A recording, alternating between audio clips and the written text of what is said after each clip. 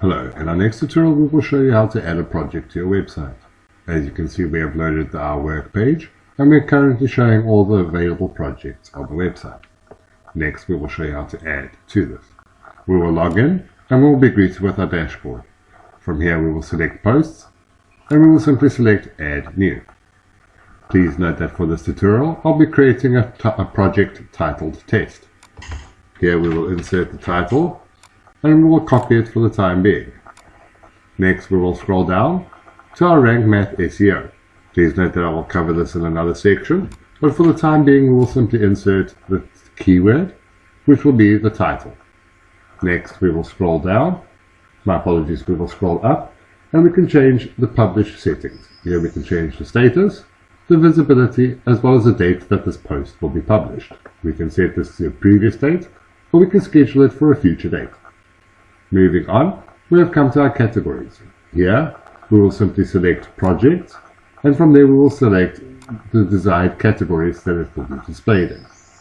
We will then scroll down to our tags, and in here we will paste the title. And we will select add. Please note that our tags are very important, as this is what Google will use to index this project within the search results. I therefore recommend that we add the company name and any other relevant tags to the section. Once we are happy, we will scroll down to our featured image. Here we will simply set the featured image, and by default we are taken to our media library. Here we have the option to choose upload files, and we are able to upload a new image. Or navigating back to the media library, we can scroll through and we can locate an image we wish to use. Once we have found it, we will simply set the featured image, and we will see the image appear here. Furthermore, we will scroll back to the top of the page, and we'll simply select Publish. While this is loading, I will refresh the work page, and we should see that the test project has appeared, as you can see here.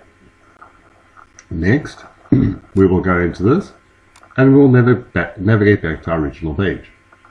Here we will let the page finish updating, and we will simply select Edit with Elementor. Next, we will allow the page to load fully before we continue.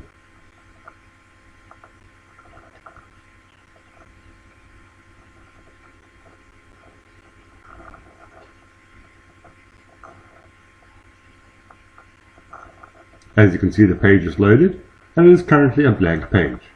Next, we'll have to insert our template. To do that, we will simply select Add Template and we will navigate to My Templates.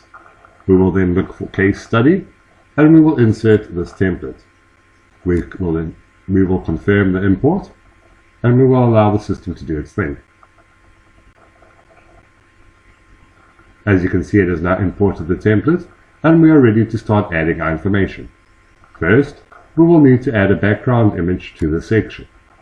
We will simply select the Edit button, and on the left hand side we will go to Edit Section Style, and we will choose our image. From here we will scroll down.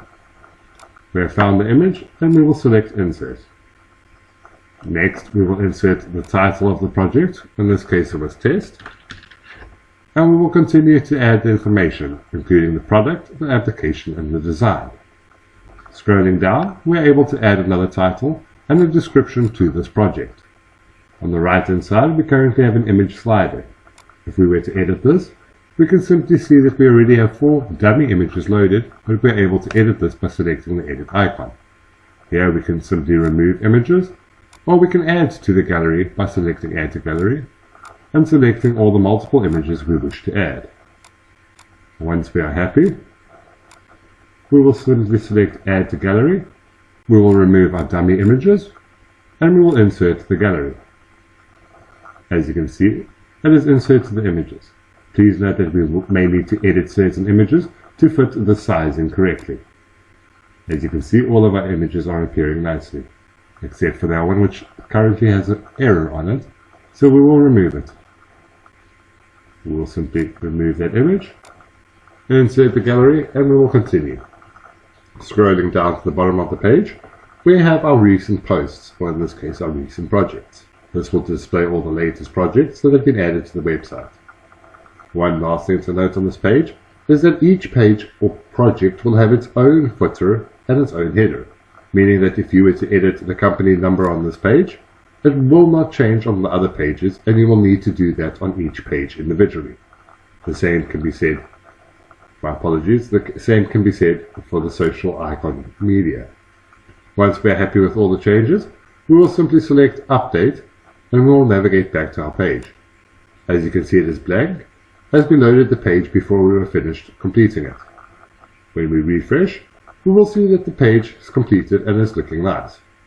Next, we will navigate back to the dashboard to remove this post, as it was just a dummy.